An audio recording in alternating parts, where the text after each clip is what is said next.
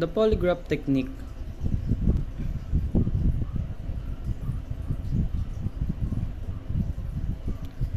Polygraph examination generally use investigative aid, technical aid in the investigative process.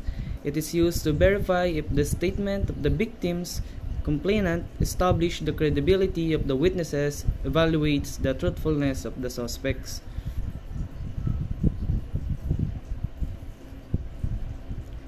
Polygraph examination, it is also used for pre-employment screening and loyalty check of personal security risks such as leakage of information and counterintelligence, infraction of criminal law, misconduct, and use in medical measurements. Yung polygraph examination daw is ginagamit din sa once na yung isang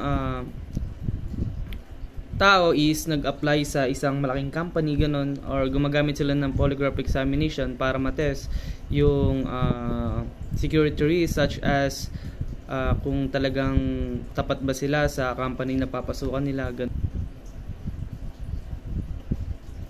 What is the ultimate objective of conducting polygraph examination? The ultimate objective of polygraph examination is to obtain the subject's admission or confession to the offense committed. Ano daw ba yung pinaka-objective ng pagkakandak ng polygraph examination? Para daw ma-obtain yung admission or confession ng offense na nagawa ng isang accused. Admission is a statement of fact by the accused which do not directly involve acknowledgement of guilt in committing or having participated in the commission of an offense, while confession is a declaration made by a person voluntarily stating or acknowledging that has committed or participated in the commission of a crime. Pareho sila ng pag-amin pero may pagkakaiba sa admission and confession. Yung admission is do not directly involve acknowledgement of guilt, and the confession is stating or acknowledging that has committed or participated in the commission of a crime.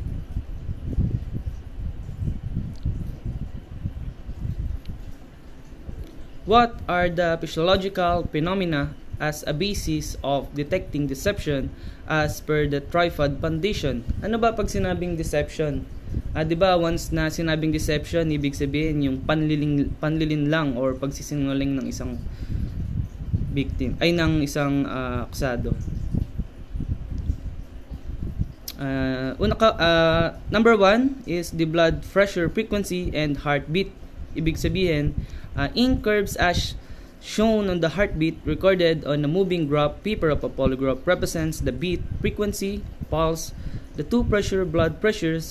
Sa may blood pressure frequency, meron daw dalawa na blood pressure or D. Number 1 is the systolic or high pressure. Ano ba pag sinabi systolic or high pressure? They exist when the heart is constricted and the valves are open with the blood rushing into the arteries. Ibig sabihin, ito daw yung pagtaas ng blood pressure or yung pagbilis or pagtaas ng blood pressure ng isang tao. Diastolic or low pressure, that exists when the valve are closed and the heart relax. Ibig sabihin, ano ba pag sinabing low pressure? Common sense, ito yung yung pagbaba ng isang blood pressure ng isang tao.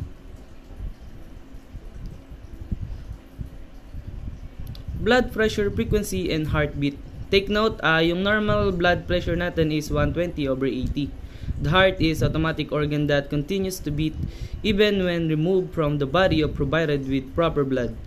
The rate and force of the heartbeat as regulated by two sets of nerves. A, the sympathetic set, which accelerate the beat, and the B, cranial automatic system, which retard the beat. Yung sympathetic set, which accelerate, ibig sabihin daw, mas bumibilis yung tibok ng puso.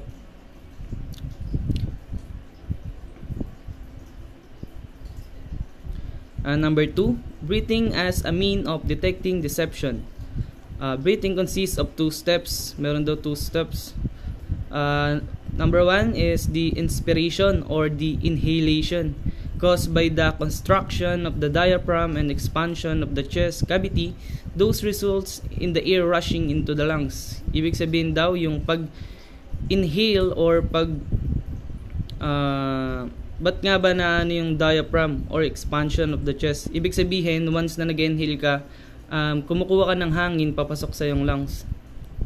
Expiration or exhalation caused by the relaxation of the diaphragm and construction of the chest cavity, resulting in the air rushing out of the lungs. Air rushing out naman daw sa may lungs natin. Ibig sabihin, parang once na kumuha ng hangin, nag-inhale ka, then binugo mo yung hangin, ibig sabihin may relaxation or may nangyaring relaxation sa yung paghinga. Number 2, breathing as a means of detecting deception. Take note, the following affects the breathing rates. Number 1 is the muscular exercise or the muscle movement jogging. Ibig sabihin, once daw na nagja-jogging ka, mas bumibilis yung pagtibok ng puso mo. Or 'di ba, once na nagja-jogging tayo, para tayong hinihingal na hinahabol natin yung hininga natin. Number 2, anticipation of the muscular exercise, thinking to perform heavy work. Number 3, recalling mentally emotional experience. Number 4, mental activity. Kahit daw yung pag-iisip ng isang bagay or is bumibilis din yung pagtibok ng puso. Number 5, anxious expectancy. Number 6, shock or surprise. Ibig sabihin, once na nagulat ka, bibilis din yung pagtibok ng puso mo. Electrodermal response. This is the most current popular name for the human body phenomenon in which the body, mainly the skin, changes resistance electrically upon the application of certain external stimuli. It consists of two categories, normal response and the abnormal response. Is the polygraph technique accurate? Ibig sabihin daw ba yung sasagawa daw ba ng polygraph examination is accurate daw ba?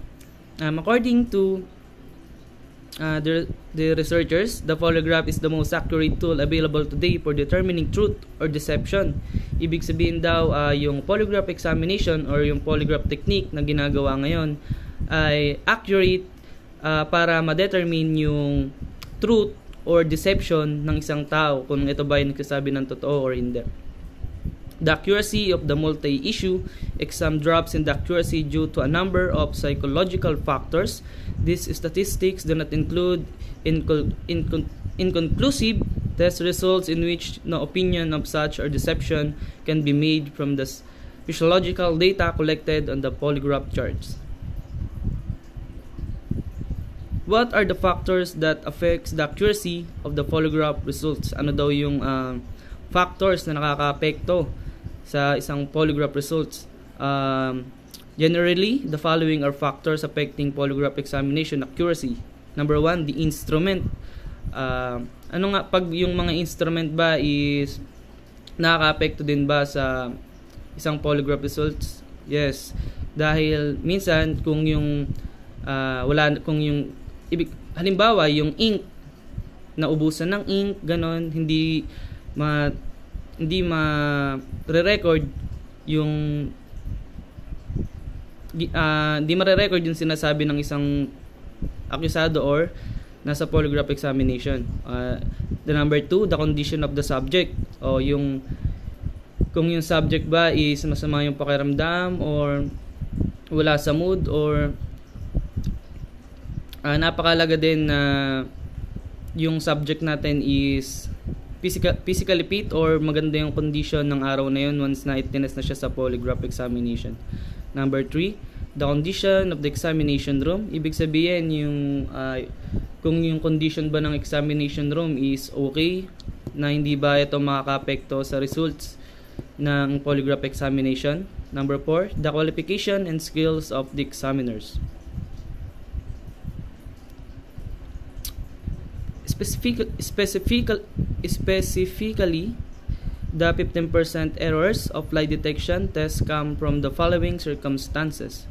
Number 1, nervousness or extreme emotional tension experienced by a subject who is telling the truth regarding the offense in question but who is nevertheless affected by. Apprehension, included by the mere fact that suspicion or accusation has been directed against him. Number 2, apprehension over the possibility of an inaccurate lie detector test result. Over anxiety to cooperate in order to assure an accurate test result. Apprehension concerning possible physical harm from the instrument. Anger, resentment over having to take a lie detector test. Over anxiety regarding serious personal problems unrelated to the offense under investigation. Previous extensive interrogation, especially when accompanied by physical abuse. A guilt complex or fear or takot of detection regarding some other offense which had committed. Natatakot siya. Kaya di siya nagsasabi ng totoo, natatakot siya sa magiging resulta or magiging punishment na ibibigay sa kanya. Number 2, physiological abnormalities such as excessively high or excessive low blood pressure, disease of the heart, and the respiratory order. Number 3, mental abnormalities such as feeble-mindedness, as an idiots, imbeciles and morons, psychosis as in a manic depressive, paranoids, schizophrenic, paretics, or etc. Psychoneurosis and psychopathy as among the so-called peculiar or emotional unstable person. Number 4, unresponsiveness in a lying or guilty subject because of no fear of detection. Parang wala siyang takot na ma-detect.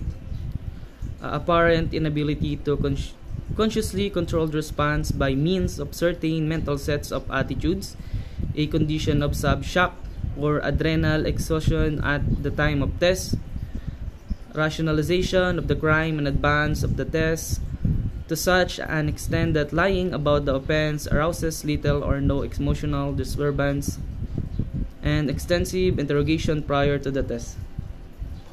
Number 5, attempt to beat the machine by controlled breathing or by muscular flexing.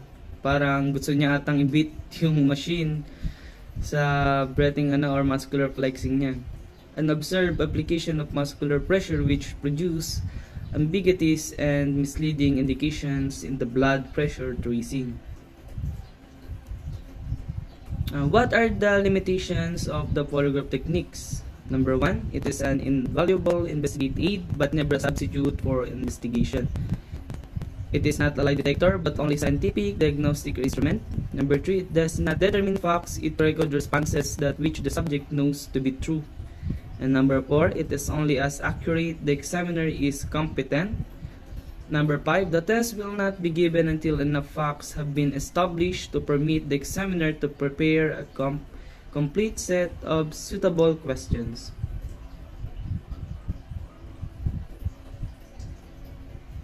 What are the barriers to the polygraph examinations? There are instances where it is impossible to make an analysis of polygraph tests because of the following. Number 1, pathological liar, a person who cannot determine right and wrong. Ay yung tao daw na hindi nakaka-determine ng tama or mali. Number 2, mental cases. Number 3, persons under the influence of intoxicating liquor. Parang yung taong na-impluwensya ng pag-inom ng alak. Number 4, narcotics-related cases or various heart and other organic troubles.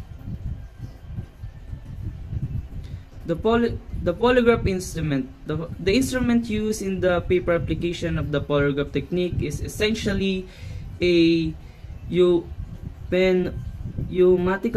operated mechanical recorded of changes in respiration, blood pressure, pulse, beat, supplemented with a unit of recording galvanic skin reflexes or an additional unit for recording abdominal respiration, muscular movements and pressure, or a plethysmograph of recording changes in blood oxygenation.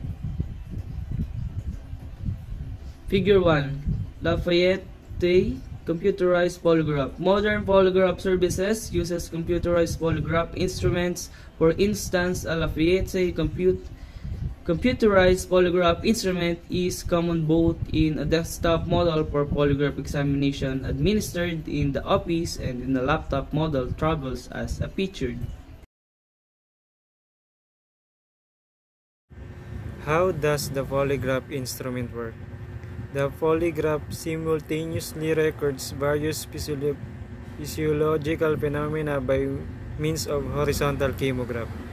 The resulting polygraph indicates tracing of external respiration in the thoracic and abdominal cavities by means of pneumograph tambour assembly, systolic and diastolic contraction of the heart, as well as pulse fluctuation with the resistance of a sphygmomanometer and psychogalvanic skin response by means of the electrodes to the person's fingers.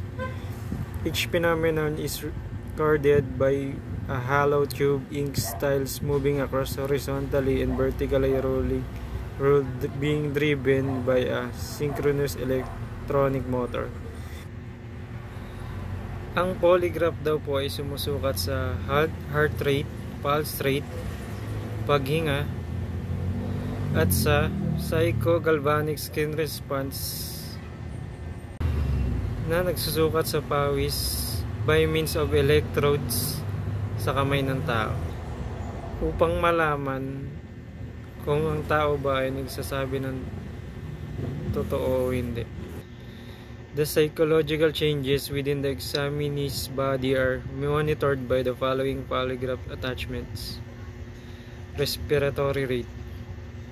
Two rubber tubes filled with air, called pneumographs, are placed around the examinee's chest and abdomen.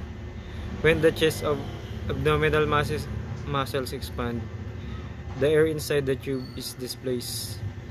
The digital or computerized polygraph employs the transducer to convert the energy of the displaced air into electronic signals. Blood pressure and heart rate. A blood pressure cuff is placed around the examinee's upper arm. Tubing runs from the cuff to the polygraph. Again, in digital or computerized polygraph, these signals are converted into electrical signals by transducers.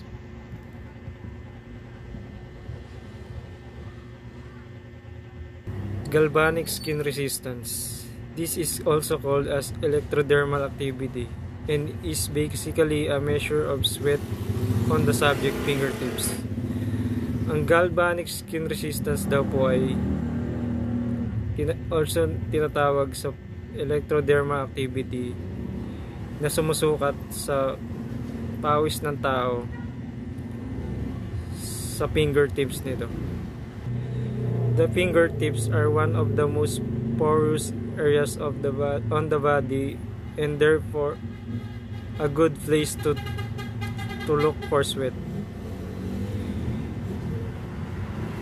Ang fingertips daw po ng tao ay isa sa pinakapawising area sa katawan ng tao. Kung gayon, ito po ay magandang part ng katawan ng tao na pwedeng paghanapan ng pawis. The theory is we sweat more when we are placed under stress. Ayun. Ang teorya daw po, kung pag tayo po ay mas nagpapawis, tayo po ay sumasailalim sa stress.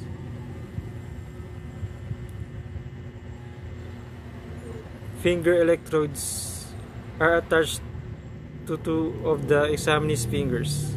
These electrodes measures the skin ability to conduct electricity. When the skin is hydrated, as with sweat, it conducts electricity much more easily than when it is dry. Itong mga pingle electrodes po na ito ay sumusukat sa skin ability para mag-conduct po ng electricity. Pag mas pawisin daw po yung katawan ng tao, mas nagkakandak ng electricity ng mas mabilis.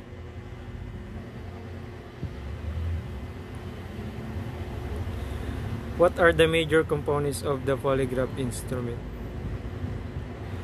This component occupies the two upper pens of the instrument, which records the thoracic and abdominal breathing patterns of respiration.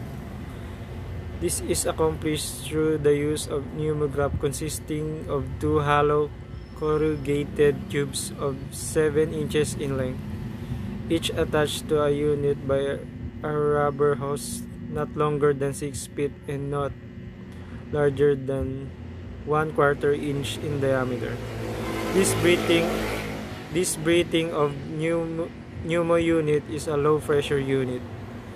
The inhalation exhalation of the subject duct tubes to expand and contract, thereby reflecting to change through bellows to the pen into the chart.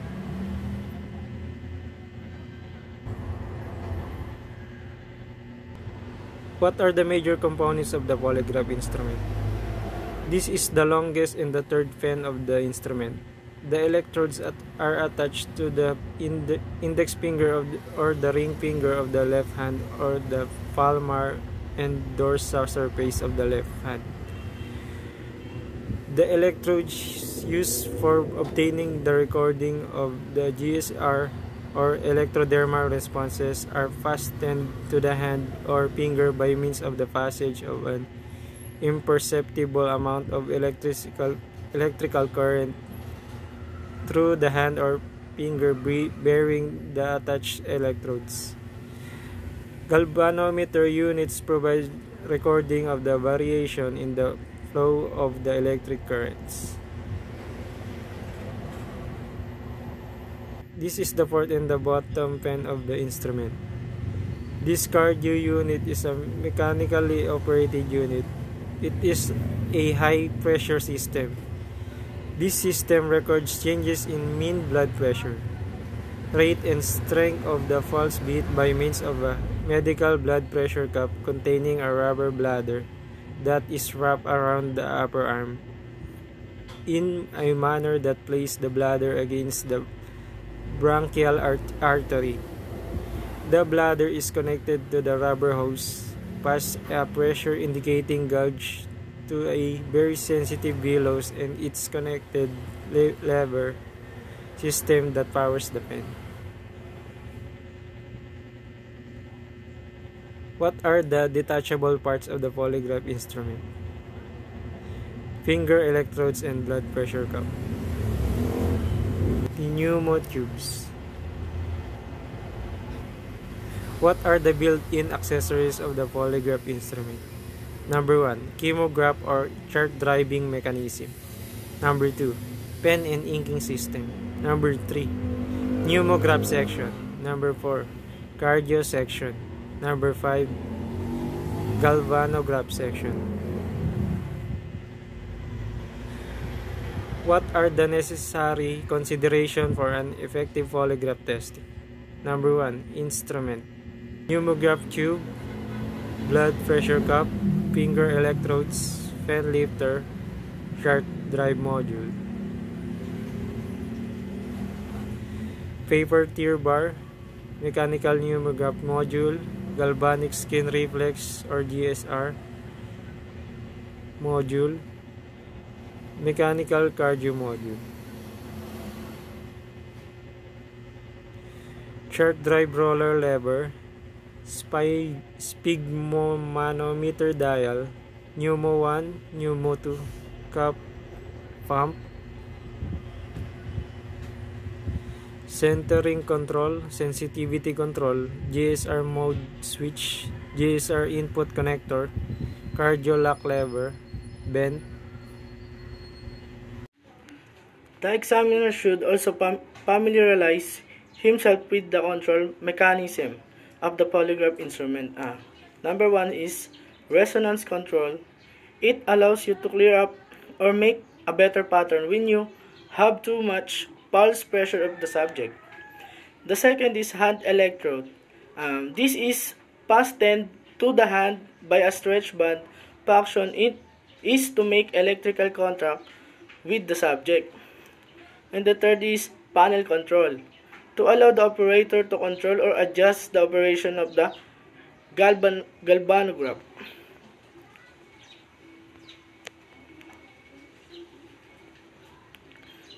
Control of cardio spimograph section. One is manual centering knob used to place cardio in its proper place on the chart. The second is bent valve. Is used to let atmospheric pressure into the system and used to release pressure all or part of the pressure. The third is resonance control. It is used to decrease the amplitude of the cardio tracing and used to sharpen the diacritic notch. Control of the pneumatograph section. Manual centering knob is used to position baseline of the new tracing on the upper heavy horizontal line. Second, bent. With the bent down, the system is closed and non-operative. With the bent up, the system is open and ready for use. Uses of the bent. First is to stop the pen between the test and to prevent possible tambour assembly. Second is to prevent pen from possible jump by moving up or down in a place of the chart paper. The third is to stop pen during the tube adjustment, and the fourth is to assist in gaining amplitude, and the fifth to let atmospheric enter into the system. What are the necessary considerations for an effective polygraph testing? An examiner must be an intelligent person with reasonably good educational background, preferably college degree. He should have an intense interest in the work itself, a good practical understanding of human nature, and suitable personality traits which may be evident from this otherwise general ability to get along with people and to be well liked by his friends and associates.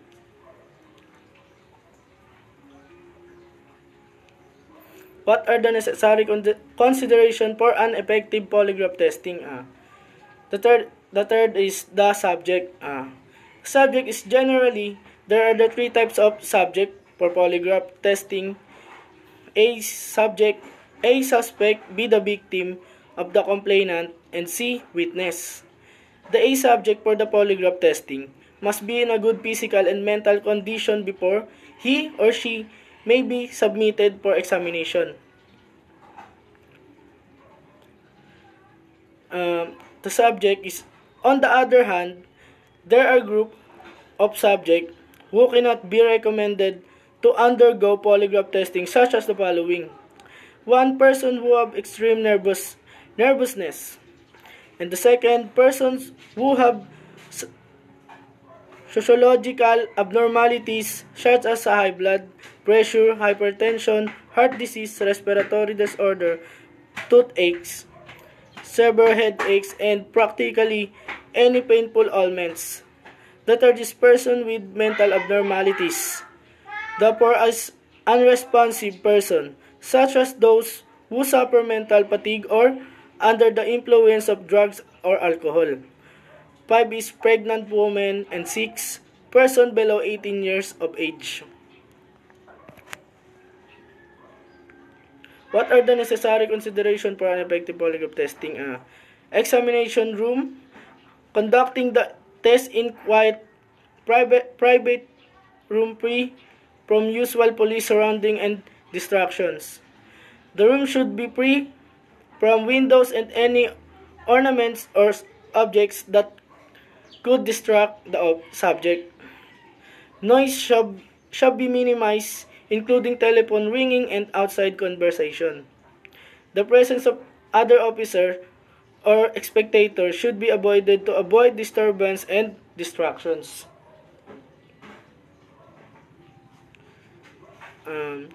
Adequate ventilation with comfortable temperature is required. If a glass window is needed, it should not face the subject and lighting should be minimal. An observation room should be adjacent to the examination room. A one-way mirror should be installed to allow co-examiners to observe the subject from the observation room. The examination should be conducted with accuracy, focusing on the factors affecting truthfulness or deception.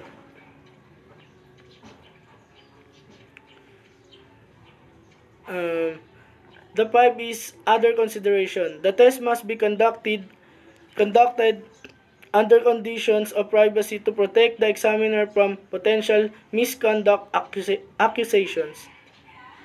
A female secretary, preferably in the observation room, should be designed to protect female subjects.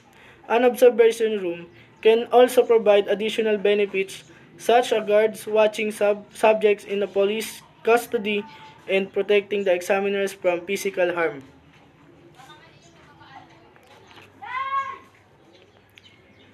Five, other consideration. The subject should be informed about the nature of the test and its purpose, including its ability to determine truthfulness.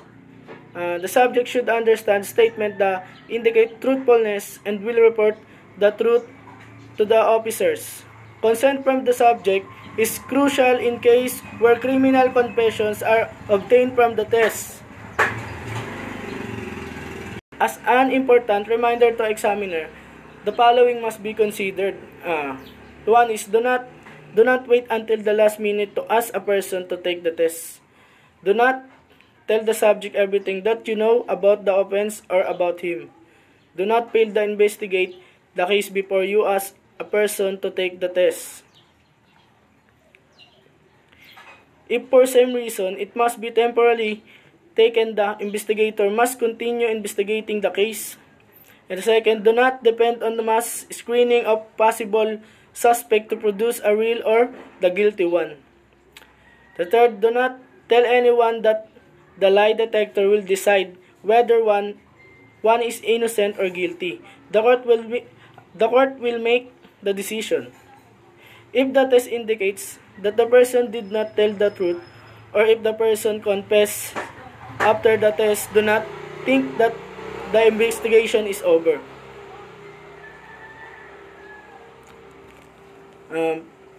What is the usual duration of a polygraph testing? Polygraph examination normally takes from 1 to 3 hours depending on the purpose of the examination as well as the subject attitude and any other factors that causes lengthy examination. Examination sometimes may be very short due to the confession of the subject during the process of the test or may prolong when an examiner seeks to resolve inconsistent or inconclusive patterns of responses. The actual questioning aspect of the examination, which may repeated the 3 or 4 times and the last no longer than a few minutes for each question, limits may be set in some cases because the blood pressure cuff can be inflated for 10 to 12 minutes, causing the subject undue discomfort.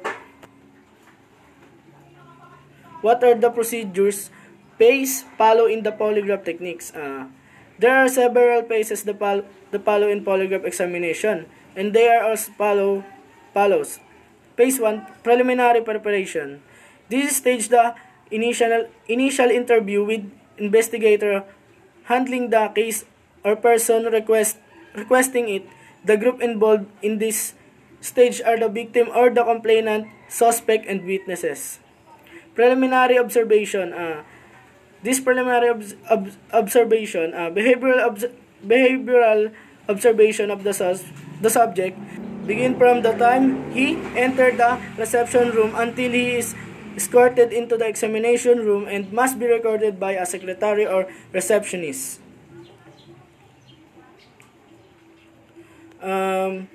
What are the procedure phase follow in the polygraph techniques? There are several phases to follow in group examination, and they are follow as phase 2, the pre-test interview. This stage of interview of the subject, the primary purpose of the pre-test interview is to condition of the subject for the test. The following should be taken consideration: the appraisal of the subject constitutional right. The second, obtain subject consent to undergo polygraph test by signing a statement of consent. The third is the taking personal data of the subject. The fourth, determining his or her suitable as a subject. Evaluating the psychological preparation of the subject. Informing the subject of his involvement with the case. The following rights of the subject must be informed clearly to her or him. A is the right to remain silent, and the B is anything he or she say may be used in favor or against him or her. The right to have a lawyer of his or her own choice, and right to refuse, as earlier noted subject. Phase 3, the examination proper. Bago magkaroon ng pagtatanong, syempre i-attach na dapat ang mga polygraph sensor. Una ang cardiosphygmograph at ang galvanograph sensor. At pagkatapos ito, i-reveal ang actual examination.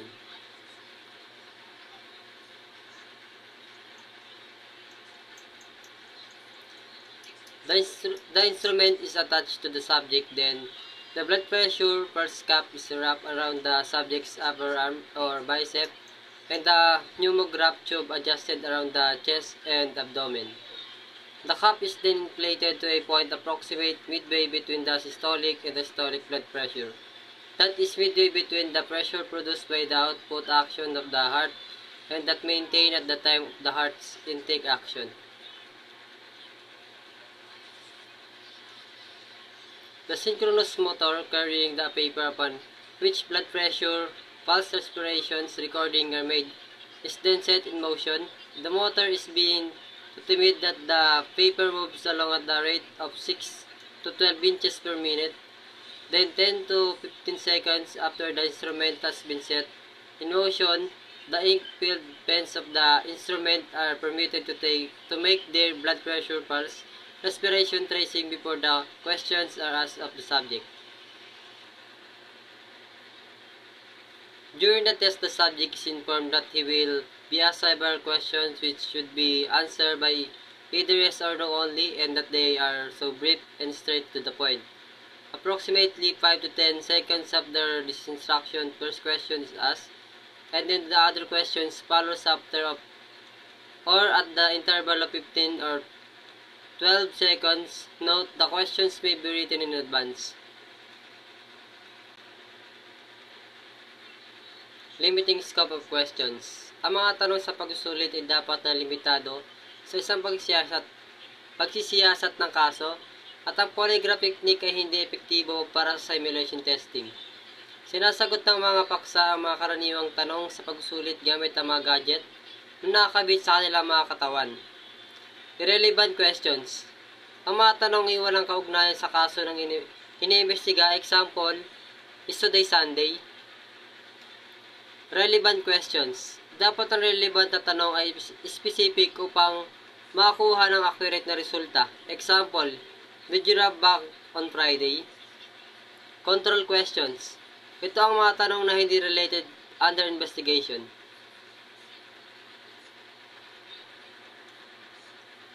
The simulation test.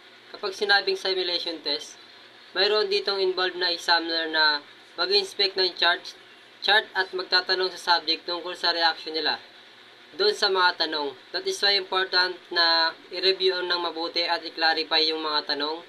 Saka gagawin ang simulation test para ma-improve yung test validity. While multiple charts are obtained na gumagamit ng same method, kung magkakaroon ng mga bagong tanong, i-discuss muna ito sa subject bago ito itanong sa kanila. Bukod pa rito, ang simulation test ay isang polygraph examination na kinakonduct ng isang polygraph examiner para ma-confirm ang accuracy ng examination. Nire-reassure dito kung nagsasabi ng totoo ang mga subject at makakapagpatasin nito ng anxiety ng mga taong nagsinungaling, which is nagkukos ng iba't ibang responses sa iba't ibang mga tanong.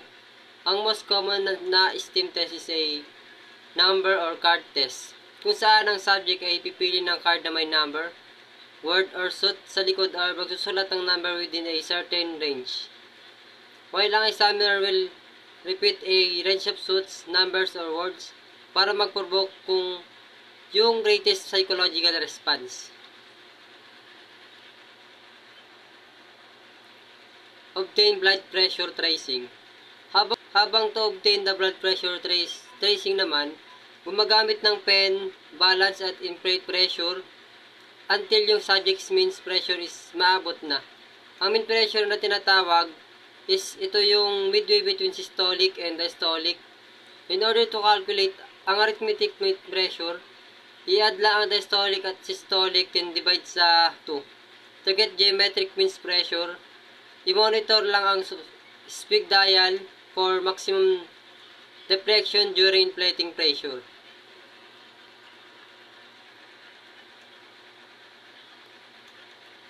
Next is obtaining proper tracing of the pneumograph. To accurately measure naman ang chest motion, kailangang i-observe ang subject at maglagay ng tube at the point of maximum motion. Kailangan ang tube ay maging smooth at comfortable sa mga female subjects. Usually nilalagay ito above the breast. Ang ibang mga babae may be abdominal birthers, kaya mayroon din iba na kailangan nakababa ng kaunti ang tube. Para ma-obtain ang proper tracing sa galvanograph, kailangan i-turn ang power switch from off to on position at maghintay ng 15 to 18 seconds from the pen para maging ready sa operation. Application of the electrodes to the subject.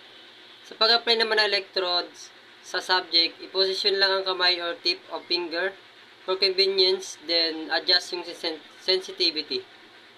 Sensitivity test naman, pahingay lang ng malalim ang subject or hawakan na ang tenga or leg niya.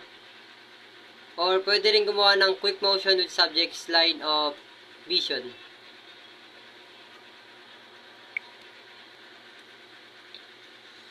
Technical production of tracings. Dumako naman tayo sa technical production of tracings. For cardio tracing, meron 3. Una is ang ascending line pulse waves.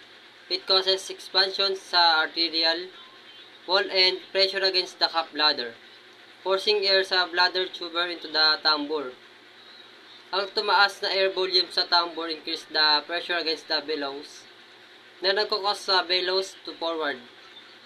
Ang forward movement powers the pen fork sa touch pen in a lateral clockwise or upward direction. Pangalawa is ang descending line.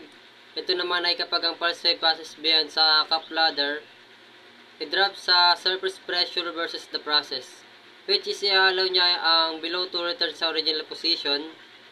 This return is tinatransmit sa pen forks at attach pen as a lateral counterclockwise or downward stole sa chart surface. Pangatlo is diacrotic notch. Nangyayari naman ito kapag ang minor at secondary pulse wave passes under and beyond ng blood pressure cap, causing a hesitation sa bladder's movement back to its original position. Pagkatapos ng subsiding primary waves, halts or unti-unting pagbaba ng surface pressure against sa bladder.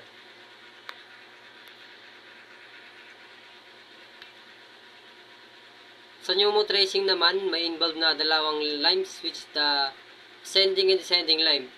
Pag ang chest ay nag-expand during inhalation, ang air capacity sa pneumograph tube ay tataas na mag-create ng vacuum. Ang nabawasang internal surface pressure against the below, magkukas naman ng bellows to move backward. Conversely, exhalation reverses this process. Kung saan ang tumaas na internal surface pressure against the bellows, magkukas naman sa below to counterclockwise or downward. Sa galvo tracing naman, it involves also two limes. Ascending lime occurs kung saan ang subject resistance decreases, causing the circuit to be out of balance and affecting the electric current flow. While descending lime naman occurs kung ang subject resistance reverses, bringing the circuit back to the balance. This is in physical use. Ang mechanical use naman is the fine coil spring nakachat sa pivot mountain pin cradle, which serve as a counterbalance para sa movement above or below the baseline, helping to return the pen cradle to its original position. What is the standard computing rate? The graph paper is line and space in seconds. It is moving under pens at a uniform rate of 6 inches per minute. Rate is kept uniform through medium of synchronized motor. From one heavy vertical line constitutes a 5-second period. It is also 1/2 inch. Count the bits inside any 5-second scale. Multiply by 12. This gives you number of heartbeats at any point in the test. For greater accuracy, you count the bits in 2 5 seconds area multiply by 6. Phase 4, the post-test interview. For the last phase, the post-test interview, the examining stage involves ang pag-consider ng results ng polygraph test. Kinakantak ito after return of ang instrument. Kung ang test results indicate deception, ang examiner ay magkakandak ng short interrogation to obtain confession. Kung ang test results ay nag-indicate ng innocence, palalayan ng examiner ang subject at magpapasalamat sa cooperation nila.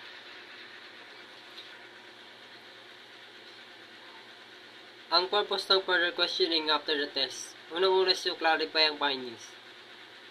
Pangalawa, to learn kung mayroong other reasons for the subject responding sa relevant question other than the knowledge of the crime. And lastly, para ma-obtain ng additional information and admission para sa law enforcement purposes kung ang resulta ay nagsasuggest ng deception. And thank you.